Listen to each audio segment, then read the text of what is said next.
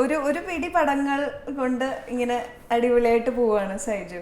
അപ്പൊ ഇടയിൽ ഒരു വർത്താനം പറയുണ്ടായി, എനിക്ക് വലിയ കണ്ടിന്യൂ ചെയ്യണമെന്ന് താല്പര്യമൊന്നും ഉണ്ടായിരുന്നില്ല, ഞാൻ വായിച്ചിട്ടും ഉണ്ട് അതിനെ പറ്റിയിട്ട്. അതെന്തുകൊണ്ടായിരുന്നു? സിനിമയിൽ വരാൻ ഇഷ്ടമുണ്ടായിട്ട് വന്നതല്ലേ? അല്ല, സിനിമയിൽ വരാൻ ഇഷ്ടമില്ലായിരുന്നു. സത്യം പറഞ്ഞാൽ ഇഷ്ടമില്ലായിരുന്നു വെച്ചാൽ അതിനെപ്പറ്റി ആലോചിച്ചിട്ടില്ല. സിനിമ വരാൻ പറ്റുമെന്നും നമ്മൾ ഒരിക്കലും ആലോചിക്കുന്നില്ല. ഞാൻ വളർന്നതൊക്കെ മഹാരാഷ്ട്രയിലെ നാഗ്പൂർ എന്ന് പറഞ്ഞൊരു സ്ഥലത്താണ്. അപ്പം നാഗ്പൂരിൽ നിന്ന് മഹാരാഷ്ട്ര എന്ന് പറയുമ്പോൾ പെട്ടെന്ന് നമുക്ക് മുംബൈ ആണ് ഓർമ്മ വരുന്നത്. പക്ഷേ ഈ നാഗ്പൂറും മുംബൈ എന്ന് പറഞ്ഞ രണ്ട് എക്സ്ട്രീം സ്ഥലത്താണ്. അതായത് നമുക്ക് നാഗ്പൂരിൽ നിന്ന് ബോംബെ എത്തണമെങ്കിൽ നമുക്കൊരു ദിവസം എടുക്കും, അത്രയും ദൂരമാണ്. അപ്പോൾ അതുകൊണ്ട് നമ്മൾ ഫിലിം ആക്ടേഴ്സിനൊന്നും കണ്ടിട്ടില്ല, സിനിമാക്കാരെയൊന്നും പരിചയമില്ല.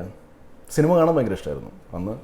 ഈ 80s പിന്നെ 90s ലാലേട്ടൻ്റെയും മമ്മൂക്കയുടെയും പടങ്ങളാണ് കൂടുതൽ കണ്ടിരിക്കുന്നത്. ആ പടങ്ങൾ കാണാനാണ് കൂടുതൽ ഓപ്പർച്യൂണിറ്റി കിട്ടിയിരിക്കുന്നത്. പിന്നെ നാട്ടിലേക്ക് വന്നു. നാട്ടിൽ വന്നപ്പോഴും അച്ഛൻ സെൻട്രൽ ഗവൺമെൻറ് എംപ്ലോയി ആയിരുന്നു.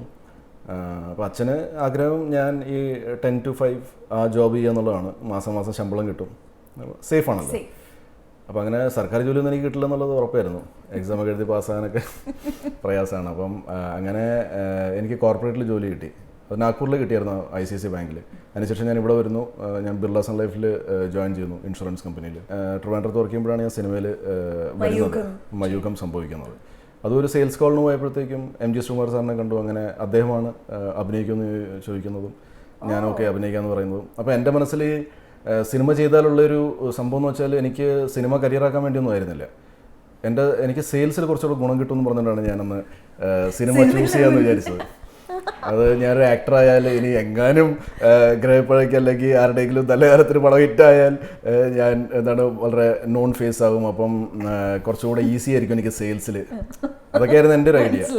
പക്ഷേ കഷ്ടകാലം കൊണ്ട് പടം ഓടിയില്ല.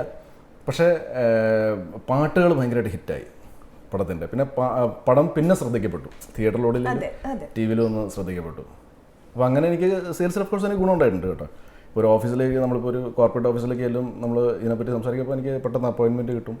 അങ്ങനെയൊക്കെയുള്ള ഒരുപാട് ഗുണം ഉണ്ടായിട്ടുണ്ട്. അപ്പോൾ ഞാൻ ചിന്തിച്ചത് കറക്റ്റായിരുന്നു.